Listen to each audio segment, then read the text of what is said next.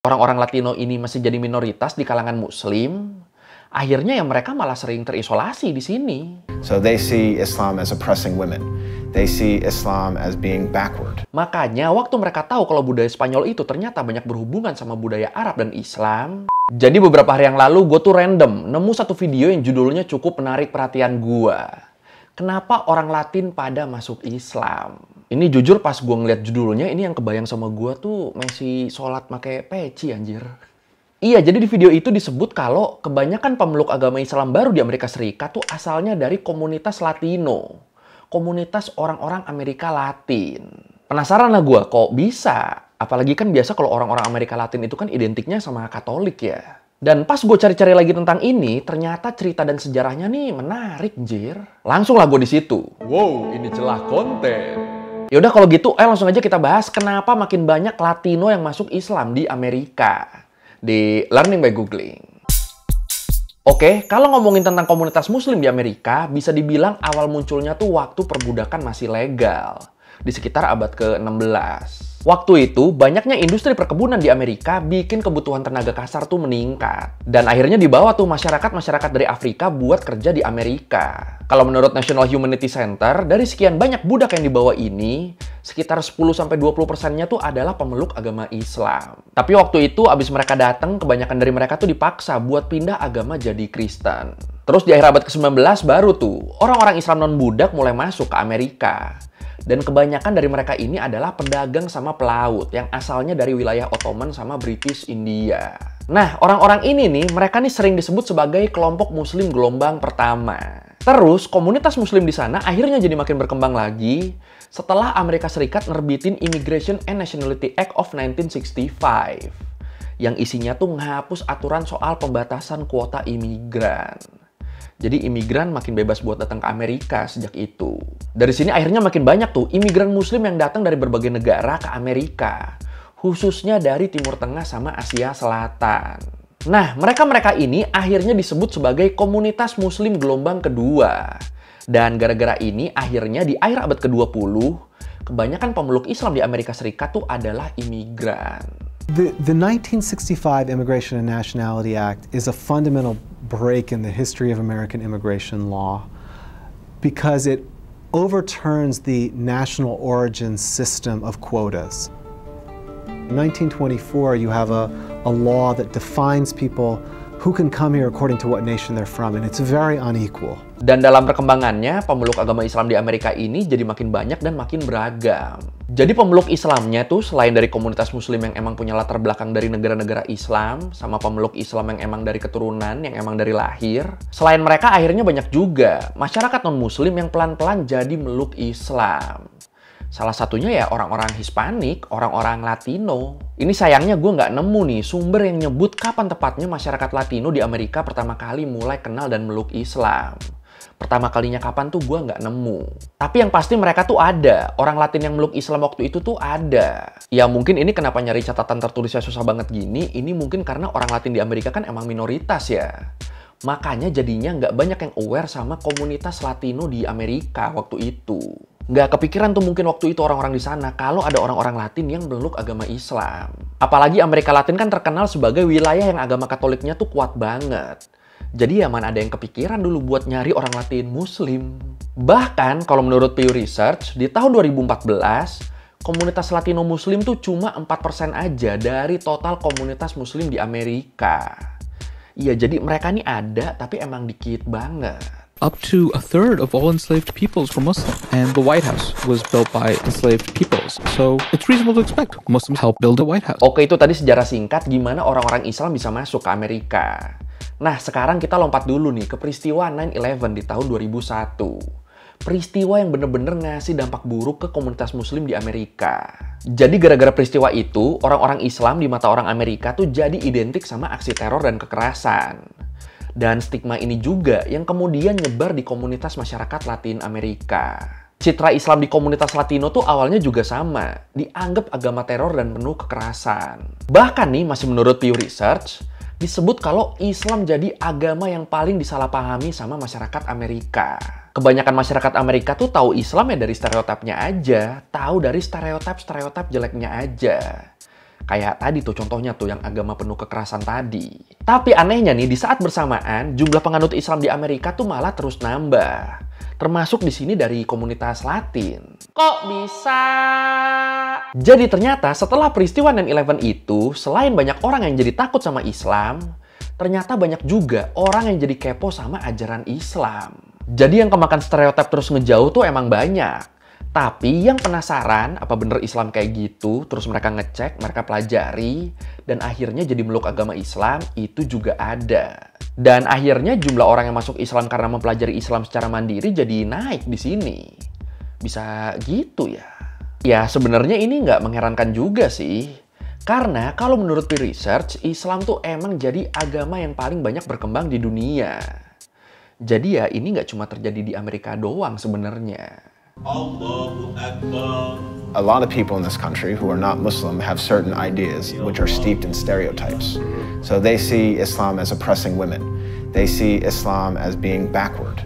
Allahu Akbar. Nah, khusus buat komunitas Latino yang akhirnya meluk Islam, sebenarnya mereka nih punya beberapa alasan lain kenapa akhirnya mutusin buat masuk Islam. Iya, jadi selain alasan yang sifatnya komunal yang udah gue sebutin tadi, komunitas Latino di Amerika tuh punya beberapa alasan lain yang lebih personal yang bikin mereka akhirnya mutusin buat masuk Islam. Alasan khusus buat orang-orang Latino di sana. Apa tuh alasannya? Pertama, latar belakang budaya Islam yang punya banyak kesamaan sama budaya Latino. Anjir, menarik nih. Jadi, kalau menurut WLRN, banyak orang-orang Hispanik, orang-orang Latino, yang baru tahu kalau Islam tuh pernah mendominasi wilayah Spanyol atau dulu Andalusia. Nah, orang-orang Latino tuh kan punya hubungan yang deket banget ya sama Spanyol. Makanya waktu mereka tahu kalau budaya Spanyol itu ternyata banyak berhubungan sama budaya Arab dan Islam, mereka di sini jadi ngerasa punya semacam ikatan batin gitu. Punya ikatan sejarah sama Islam di Spanyol. Kalau menurut Wilfredo Luis, salah satu mualaf asal Puerto Rico sekaligus pengacara Council of American Islamic Relations di South Florida, dia bilang, "Saya sangat terkejut, bahkan bahasa yang biasa saya gunakan berasal dari Arab. Bahkan kata al merupakan kata serapan dari bahasa Arab." Dan ya udah, semakin mereka dalami jadi semakin banyak tuh nilai-nilai Latino yang ternyata sesuai dengan Islam. Contohnya tuh kayak membangun ikatan keluarga yang baik, membangun hubungan dengan tetangga, dan memperlakukan tamu dengan baik. Jadi orang-orang Latino di sana tuh kayak, lah kok ini mirip banget ya sama nilai-nilai luhur budaya gua. Kaget mereka di situ. Wah ini kalau gini jangan-jangan budaya Salute Mi Familia tuh sebenarnya bukan budayanya keluarga Dominic Toretto ya.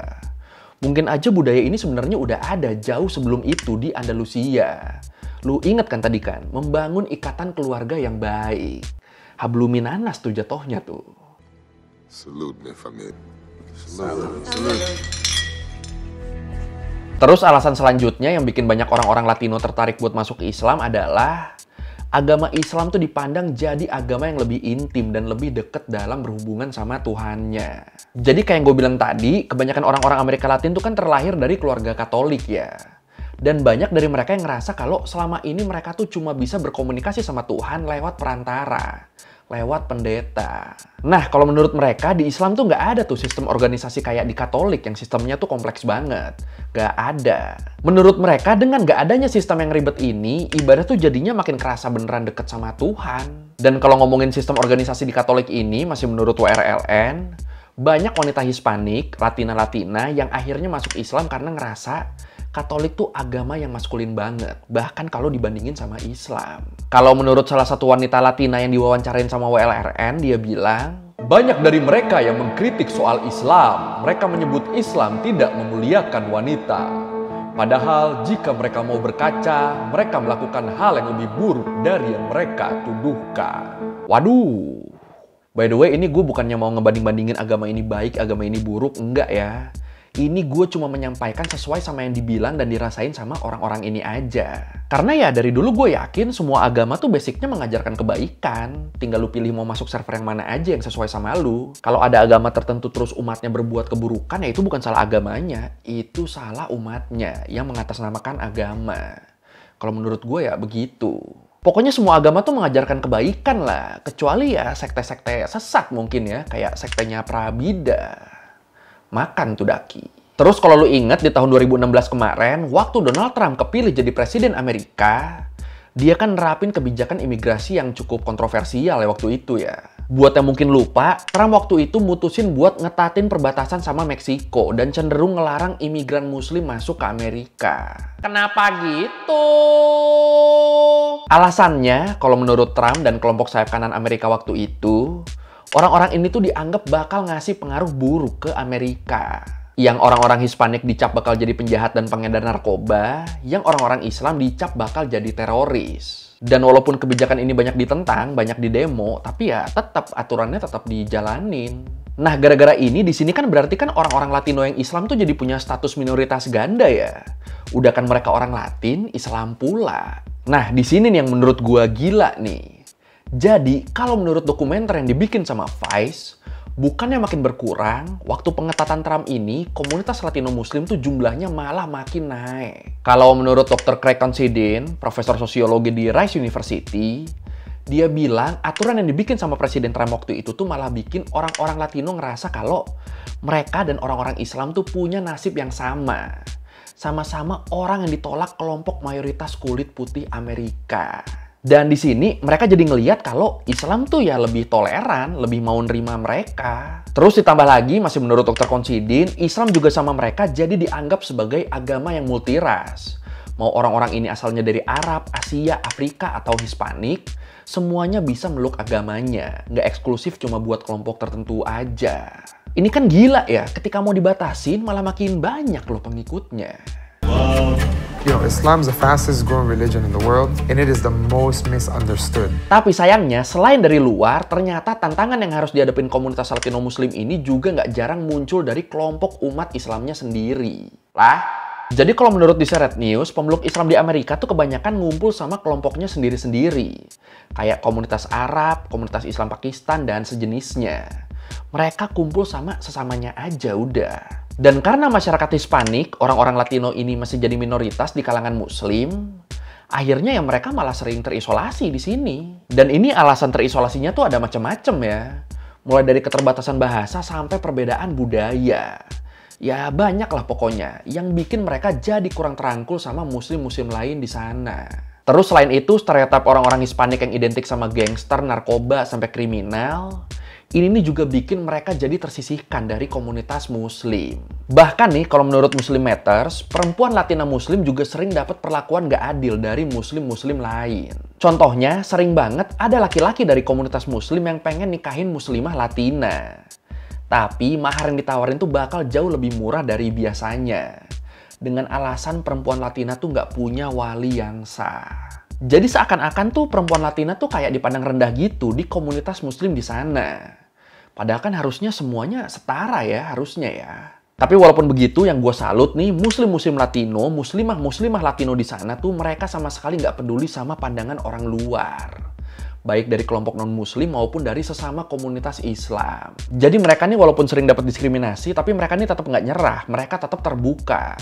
Salah satunya dengan bikin pusat kegiatan yang terbuka buat siapapun yang pengen kenal sama komunitas Latino Muslim.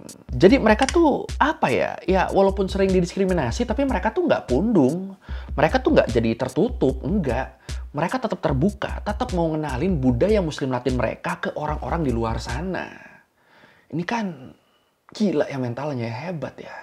Bahkan di dokumenternya Vice tadi, orang-orang Islam Latin ini juga ngomong, walaupun terkadang mereka juga dapat diskriminasi dari sesama Islam, dan walaupun di luar sana ada tuh orang-orang Islam yang kelakuannya ngaco, tapi itu tetap nggak ngubah pandangan mereka soal Islam. Karena menurut mereka yang namanya oknum tuh pasti ada aja. Dan kelakuan oknum ini nggak bisa jadi pembenaran buat bilang kalau Islam adalah agama yang salah. Nggak bisa itu. Menurut mereka, kelakuan oknum nggak bisa jadi gambaran besar suatu agama. Gila ya. Ini kan bijak banget ya. Udah sering kena diskriminasi, mereka seminoritas itu, tapi tetap bisa sebijak itu juga. Ih, gila. Salut gua. America at its foundation is a land of religious freedom, and it's a country that was built by immigrants. But in today's political climate, Muslims seeking religious acceptance are being discriminated against, just like the immigrants seeking a new home. Oke, sekian Remeh Guling kali ini tentang kenapa orang-orang Latin di Amerika pada masuk Islam. Kalau lo merevisi gue ada salah, atau lo mau nanya, atau lo mau nambahin dari video, bisa tulis di komen, kita diskusi seperti kayak biasa. Sekali lagi, thank you udah nonton, jangan lupa like, comment, subscribe. Bye!